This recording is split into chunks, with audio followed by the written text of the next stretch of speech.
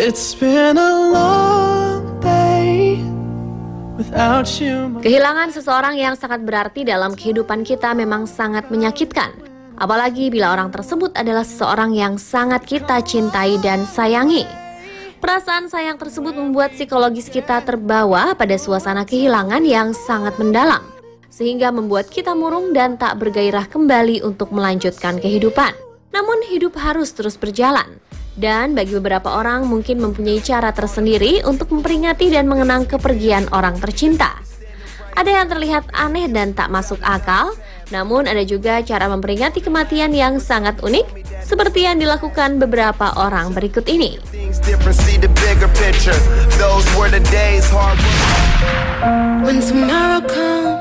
Cara unik mengenang meninggalnya seseorang yang pertama adalah dengan berjalan di atas kabel. Kisah ini bermula saat seorang kakek yang bernama Karl Wallenda secara mengejutkan meninggal di tengah pertunjukan spektakulernya.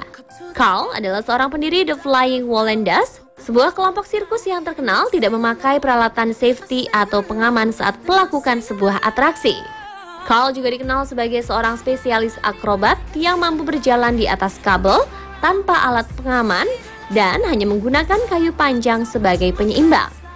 Tragedi pada hidupnya akhirnya terjadi pada tahun 1978 saat Karl akan melakukan pertunjukan berbahaya yang beresiko tinggi. Aksi nekat tersebut dilakukan Karl saat ia berusia 73 tahun. Saat ia berjalan di antara dua menara hotel 10 lantai bernama Condado Plaza di San Juan, Puerto Rico, dengan berjalan di kabel yang membentang setinggi 37 meter atau sekitar 121 kaki dari permukaan tanah. Namun naas, angin pada saat itu sangat kencang dengan kecepatan 48 km per jam sehingga membuat keseimbangan Karl goyah dan akhirnya terjatuh. Dan untuk mengenang meninggalnya sang kakek, sang cucu melakukan hal yang sama, berjalan di atas kabel di tempat yang sama dan berhasil melalui rintangan tersebut.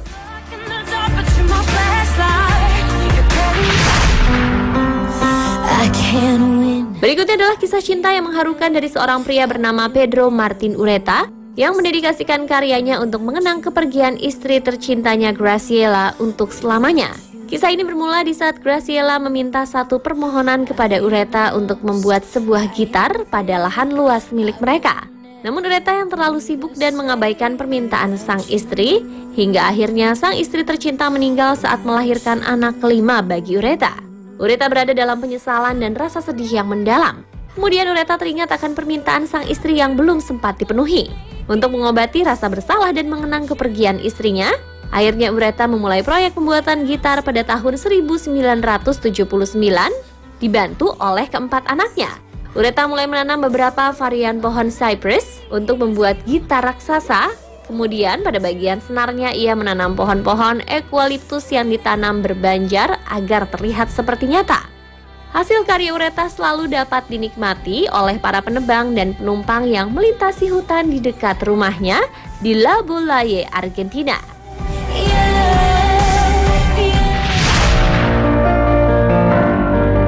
Kehilangan seorang motivator sekaligus pelatih sungguh sangat menyakitkan bagi tim baseball asal Amerika Serikat White Sox.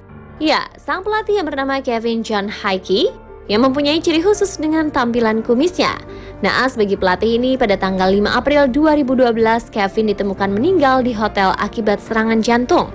Untuk mengenang jasa pelatihnya tersebut, seluruh pemain baseball White Sox menumbuhkan kumis mereka. Karena dengan demikian, para pemain yang merasa kehilangan Kevin dapat tampil percaya diri karena ciri khas Kevin masih melekat pada diri mereka. Pemain White Sox pun dijuluki tim berkumis baseball karena aksi penghormatan yang hingga kini masih menjadi ciri khas klub baseball yang berdiri pada tahun 1900.